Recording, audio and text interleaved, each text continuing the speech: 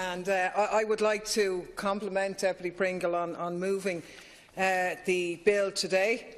I think this is our job as parliamentarians, is to look at the world turned upside down, or as we would say, right side up. There's an incredible irony in the present juncture where we live in a world where society has more resources at its disposal than ever before, and yet things that our parents maybe in some ways took for granted are being threatened now.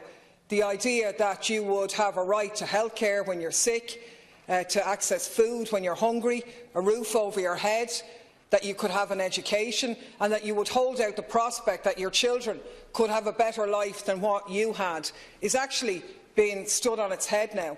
And the rights that people thought were there for life, like the right to a pension when you retire, are actually under threat now.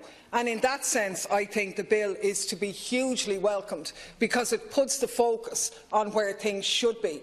And that's starting at how do we meet the needs of citizens all around the globe and where we are here in this country now. I obviously don't have a lot of time, but I just want to deal with the one aspect that a lot of deputies have focused on, that this bill has the potential to bestow the right to housing. And I think at this juncture that's absolutely critical, because of all of the instruments of international law and the UN conventions that Ireland is actually party to.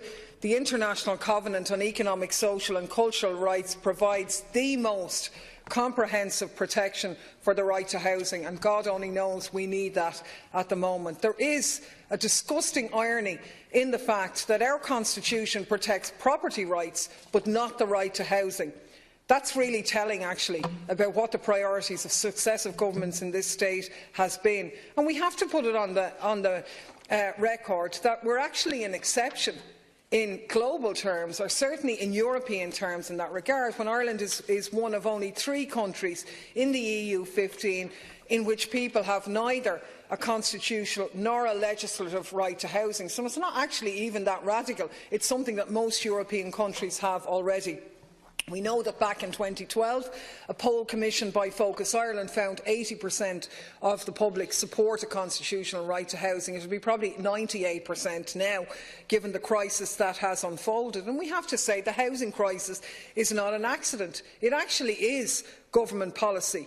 Around the country, we have thousands of people who are homeless. In my own area, there are 300 people without a home, and they're only the ones that the council actually know about. Tens of thousands of people are barely hanging on, having to fork out 50 to 60% of their income just to keep a rent or a roof over their head, and all to prop up the banks and the elite. It's absolutely reprehensible. Now, we know Sister Stanislaus Kennedy described Ireland's housing crisis as a debased currency.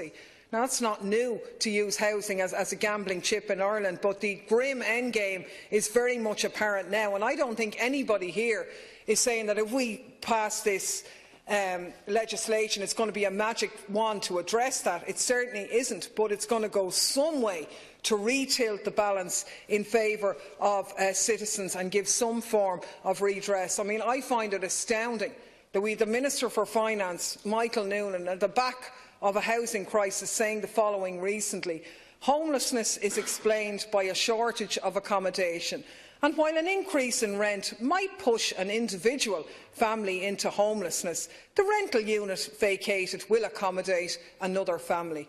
Now, I mean, seriously, really, you'd have to say, with such a sociopathic callousness, that's all it can be described as, at the top of the Department of Finance, is it any wonder that we've reached the point that we have? Maybe Minister Noonan picked up this valuable insight in one of the 65 meetings that he held with vulture funds between the Department of Finance officials and the vulture funds between 2013 and 2014, because, to be honest with you, the future is going to be incredibly bleak for citizens if we continue to let the market dictate our basic rights. And that's the problem here, because the government has repeatedly rejected rent controls on the basis they might distort the market.